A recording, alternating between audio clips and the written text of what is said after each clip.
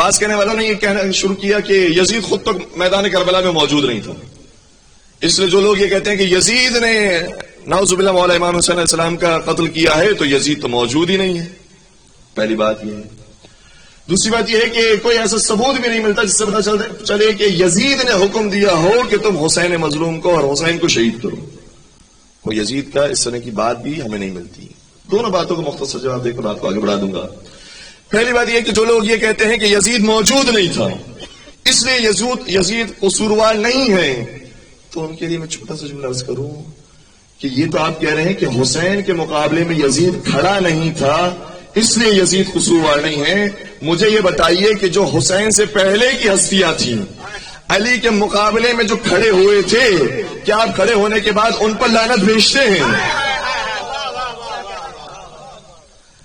تو آپ کے یہاں تو موجودگی اور عدم موجودگی کوئی معیار ہی نہیں ہے. جو موجود تھے آپ ان پر لعنت نہیں بھیجتے. تو اگر ہم نے ثابت بھی کر دیا کہ یزید موجود تھا تو کیا گارنٹی ہے کہ اس پر لعنت بھیجی جائے گی؟ اس کا مطلب یہ ہوا کہ موجودگی ثابت کرنے سے کوئی خاص فائدہ نہیں ہوگا.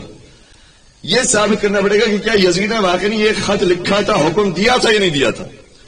تو ہماری کتابوں میں، اور یہ اپنے نوجوان دوستوں کی خدمت میں عرض کروں کہ واقع کربلا کے بارے میں جتنی روایت اہل تشیع کتابوں کے اندر پائی جاتی ہے تقریباً اتنی ہی روایت یا اس سے زیادہ روایت اہل سنت کتابوں کے اندر پائی جاتی ہے. ہماری کوئی بھی بات ایسی نہیں ہے کہ جو متفق علیہ نہ ہو. سبھی کا اتفاق ہے اس کے اوپر. اور کتنے ہی واقعات اور کتنی ہی چیزیں ایسی ہیں کہ جو دلیل بنتی ہے کہ یزید مظلوم نے حکم دیا تھا. سب سے پہلی بات یہ کہ مدینہ حسین مظلوم چھوڑ رہے ہیں تو کب چھوڑ رہے ہیں؟ خط آیا ہے، بلایا ہے ولید بن عتبہ نے مروان کی موجودگی میں، اور اس کے بعد مولا مدینہ کو چھوڑتے ہیں اور الوداع کہتے ہیں. تو سب سے پہلی بات ہے کہ خط آیا تھا یزید مظلوم. دوسری بات یہ کہ جب واقعہ کربلا ہوا ہے، مولا کا سفر شروع ہوا مدینہ سے مکہ سے پھر کوفہ کی طرف جا رہے تھے اور راستے میں خبر ملی کوفہ کے حالات کے بارے میں. پھر کربلا میں قیام فرمایا اور کربلا میں شہید ہو گئے. جب کربلا میں شہید ہو گئے تو اگر وہ لوگ جو کہتے ہیں کہ یزید کے اس میں کوئی قصور نہیں تھا تو پھر سر امام حسین کو تن سے جدا کرنے کے بعد شام کیوں بھجوایا گیا؟ اگر بھجوایا جاتا تو کوفہ ہی کو رکھا جاتا. اور اتفاق سے 15 محرم کی تاریخ اکثر روایتوں کے مطابق وہ ہے کہ جو کوفہ سے سر روانہ ہوا ہے شام کی طرف اور 20 محرم کو وہاں پہنچا. اور کیوں اسیران کربلا کو شام میں قیدی بنایا گیا ہے؟ کیوں شام تک یہ سفر جاری ہوتا ہے، جس سے پتہ چلتا ہے کہ اصل معاملات شام سے شروع ہوئے ہیں. اور میں آپ کی خدمت میں روایات میں سے بہت ساری ہیں، کتابیں بہت ساری ہیں، اہل سنت کتابوں کا میں ریفرنسز بھی آپ کی خدمت میں بیان کروں گا. الفتوح ابن عاصم کوفی کے اندر روایات موجود ہیں. اخبار الطوال کے اندر دینوری نے روایات لکھی ہیں. ابن عساکر نے تاریخ دمشق کے اندر روایات لکھی ہیں. اور ایک بہت معتبر نام کتب اہل سنت کا علامہ ذہبی نے سیر و اعلام النبلاء کے اندر یہ بات لکھی. اور وہ جو یہ بات کہہ رہے ہیں وہ خود اپنی تحقیق کی بات بیان کر رہے ہیں. میں اہل سنت نظریہ اپنے برادران کی خدمت نظر کر رہا ہوں. فرماتے ہیں کہ یزید کون تھا؟ کان ناصبیا غلیظا فظا غلیظا جلفا. یہ یزید وہ ہے کہ جو تند مزاج رکھنے والا تھا، اہل بیت کے خلاف سختی کرنے والا تھا، قسی القلب تھا. اور پھر جو لفظ استعمال کیا جلفن، اس کا ترجمہ جو عربی جاننے والے ہیں وہ جانتے ہیں کہ احمق تھا. اور پھر آگے اس کے بارے میں بیان کیا یتناول المسکر، یہ شراب پیا کرتا تھا. یہ اب کوئی شیعہ عالم تو کلام نہیں کر رہا، اور اتنے بڑے عالم علامہ ذہبی کے جملے یہ ہیں یتناول المسکر ویفعل المنکر. شراب پیا کرتا تھا اور ہر حرام کام کیا کرتا تھا. پھر آگے کہتے ہیں افتتح دولتہ بمقتل الشہید الحسین، اپنی حکومت کا آغاز کیا تو حسین شہید کے قتل سے. ہے میرے ساتھ بات پہنچ رہی ہے؟ افتتح دولتہ بمقتل الشہید الحسین واختتمها، اور اپنی دولت کا اور اپنی حکومت کا اس کا اختتام ہوا ہے تو کس واقعے سے؟ بواقعۃ الحراء، مدینہ پر جو چڑھائی کی تھی اس واقعے سے اس کی حکومت کا اختتام ہو رہا ہے. نواز رسول کو بھی شہید کیا ان کے اصحاب کو، ان کے انصار کو، ان کے گھر والوں کو شہید کیا، اور واقع ہررا کے اندر اصحاب کو شہید کیا ہے اور صحابیات کی عصمت دری کی. یہ ہے یزید. اور پھر آگے وہ خود کہتے ہیں مقتہ الناس، لوگ اسے ناپسند کرتے تھے. ولم یبارک فی عمری، اور اس نے اپنی زندگی میں کوئی خیر انجام ہی نہیں دیا. تو یہ ہماری کتابوں کے اندر موجود نہیں ہے. خود برادران اگر اپنی کتابوں کو مطالعہ کریں تو انہیں واضح ہوگا کہ یزید کس خونخوار صفت آدمی کا نام تھا. اور پھر اس کے بارے میں مولا امام حسین امام علی مقام علیہ الصلوۃ والسلام جو ارشاد فرماتے ہیں، اللہم صل علی محمد، ایک مل کر بہتر درود پڑھ دیجیے گا، محمد و علی محمد.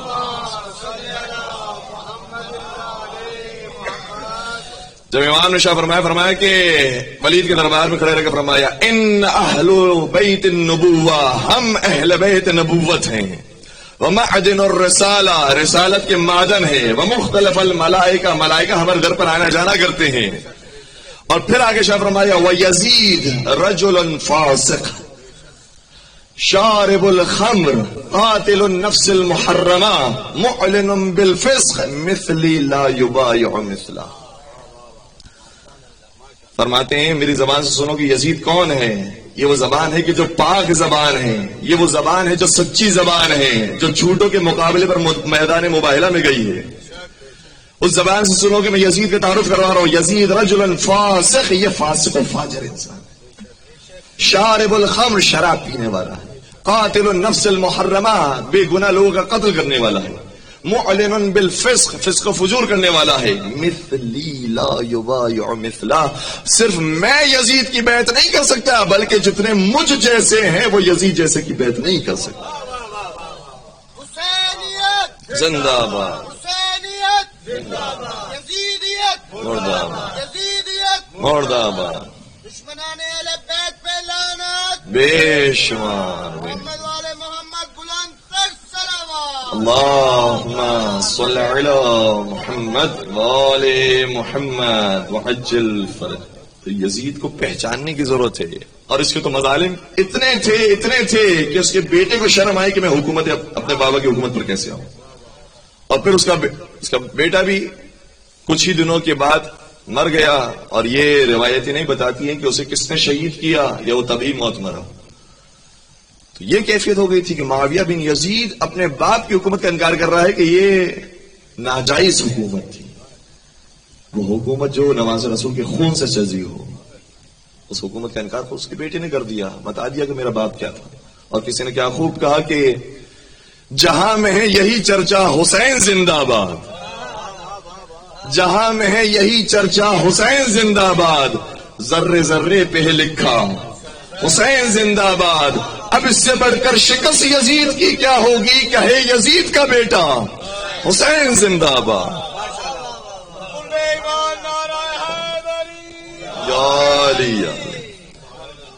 تو جو یزید کو ڈیفینڈ کر رہے ہیں وہ اپنی ہی بزرگان کی کتابوں کو دیکھیے کہ ان کے نظریات کیا تھے. کتنا تبدیل کیا جا رہا ہے تاریخ اور کتنا مست کر کے اپنی نسلوں کو پیش کیا جا رہا ہے. اور ہم بہت ساری چیزوں میں تحفظات کا اظہار کرتے ہیں لیکن یزید کے معاملے پر کوئی تحفظ نہیں ہوگا. وہاں پر کھل کی بات ہوگی. اور تفسیر آلوسی بہت معتبر تفسیر ہے برادران اہل سنت کے نزدیک، جس کے نام ہے روح المعانی. علامہ آلوسی نے کتاب لکھی. اس تفسیر کے اندر باقاعدہ اس روایت کو نقل کیا ہے انہوں نے. اور یہ کوئی شیعہ روایت نہیں، شیعہ راوی نہیں. کہتے ہیں کہ امام احمد ابن حنبل سے ان کے بیٹے نے سوال کیا کہ بابا جان یہ بتائیے کیا یزید پر لعنت بھیجنا جائز ہے؟ کیونکہ اس زمانے میں یہ اختلاف تھا کہ یزید کو لعنت بھیج سکتے نہیں بھیج سکتے. اگر بھیج دی تو اس کا مطلب یہ ہے کہ کوئی خلیفۃ المسلمین ہونے کے باوجود بھی لعنت کو مستحق ہو سکتا ہے. اور اگر خلیفۃ المسلمین ہیں تو کیا پھر اس طریقے سے ان پر لعنت نہیں بھیجی جائے؟ یہ کیا جائے، کیا کیا جائے؟ آپ بتائیے آپ کا کیا نظریہ ہے؟ انہوں نے بڑا خوبصورت جواب دیا. اگر یہ کہہ دیتے کہ میرا نظریہ یہ ہے کہ یزید پر لعنت بھیجنا جائز ہے تو بات یہیں پہ ختم ہو جاتی، دفن ہو جاتی. لیکن انہوں نے کہا کہ میں تو قرآن کی آیت پیش کر رہا ہوں. قرآن کی آیت یہ کہہ رہی ہے کہ یزید پر لعنت بھیجو. کون سی آیت کا ارشاد ہوتا ہے قرآن کریم کے اندر کہ قرآن کریم یہ کہتے ہیں فَهَلْ تَوَلَّيْتُمْ فَهَلْ عَسَيْتُمْ إِن تَوَلَّيْتُمْ أَن تُفْسِدُوا فِي الْأَرْضِ وَتُقَطِّعُوا أَرْحَامَكُمْ أُولَئِكَ الَّذِينَ لَعَنَهُمُ اللَّهُ وَأَصَمَّهُمْ وَأَعْمَى أَبْصَارَهُمْ۔ قرآن کریم یہ کہتا ہے کہ کیا تمہیں منافقین سے یہ توقع ہے اور اس کے علاوہ کچھ اور توقع ہو سکتی ہے کہ جب انہیں حکومت دی جائے گی تو زمین میں فساد برپا کریں گے، قطع رحمی سے کام لیں گے؟ اگر منافقین کو حکومت مل جائے اور زمین میں فساد برپا کریں، اولئک الذین لعنہم اللہ، تو ایسے ہی منافقین پر اللہ کی لعنت نازل۔ تو قرآن کہہ رہا ہے کہ یزید پر لعنت ہو، فاصمہم، اور ان کے کان بہرے ہو جائیں، ان کی آنکھیں اندھی ہو جائیں۔ قرآن کریم نے یہ الفاظ استعمال کیے ہیں۔ تو کیا تمہیں کوئی شک و شبہ ہے کہ منافقین کو اگر حکومت ملے گی اور یہ کام کریں گے تو ان پر اللہ کی لعنت نہیں آئے گی؟ لعنت کے مستحق قرار پائیں گے۔ لیکن میں کہوں گا اے امام احمد بن حنبل، آپ نے بڑا کام کر دیا، آپ نے قرآن کی آیت پیش کر کے ہمارے بہت سے معاملات کو حل کر دیا، کیونکہ قرآن میں نام موجود نہیں ہیں، اوصاف موجود ہیں، خصوصیات موجود ہیں۔ قرآن تو اصول سے بات کرتا ہے، لہذا جو جو اس اصول پر پورا اترے اس پر قرآن کے مطابق لعنت ہے۔ اور اس کے لیے 3 صفتیں ہیں۔ پہلی صفت یہ کہ وہ منافق ہو، حکومت لے لے اور فساد برپا کرے تو اس پر اللہ کی لعنت ہو۔ اب دیکھتے جائیے، جو جو منافق گزرا اور حکومت چھینی اور پھر زمین میں فساد برپا کیا، اس پر قرآن کے مطابق اللہ کی لعنت نازل۔ تو یہ کوئی نیا نظریہ نہیں ہے کہ جو ہم بیان کر رہے ہیں، یہ 14 صدیوں سے چلا آ رہا ہے۔ اور آج ہمیں اتفاق ہوتا ہے کہ عجیب عجیب ویڈیوز، عجیب عجیب ہمیں کلپس دیکھنے کو ملتی ہیں کہ جس میں یزید کی حمایت کی جا رہی ہے، یزید کے فضائل بیان کیے جا رہے ہیں۔ ذرا دیکھیں تو صحیح ان کے بزرگان نے کہا کیا ہے۔ اور کسی نے کیا خوب کہا کہ پوچھو یزید سے تیرا راج کہاں ہے، وہ خون سے آلود تیرا تاج کہاں ہے، زندہ ہے حسین ابن علی زندہ ہے، لعنت کے سوا ذکر تیرا آج کہاں ہے۔ نام یزید کو لعنت بنا دیا حسین ابن علی۔ تو مولا امام حسین علیہ السلام کی قربانی کا نتیجہ نکلا ہے کہ یزید ملعون کو گالی بنا دیا گیا ہے۔ اور مزے کی بات یہ ہے کہ وہ جو یزید کی حمایت بھی کرتے ہیں، جب اپنے بچے کے نام رکھنے کا وقت آتا ہے تو کبھی یزید پر اپنے بیٹے کا نام نہیں رکھتے، کیونکہ انہیں معلوم ہے کہ یزید اگر نام رکھا گیا تو پھر وہ گالی ہی کہلائے گا۔ تو مولا امام حسین صلی اللہ علیہ وسلم کی جو خدمات تھی اور ان کی قربانیاں تھی، اس کا نتیجہ یہ نکلا ہے کہ یزید ملعون لعنت بن گیا۔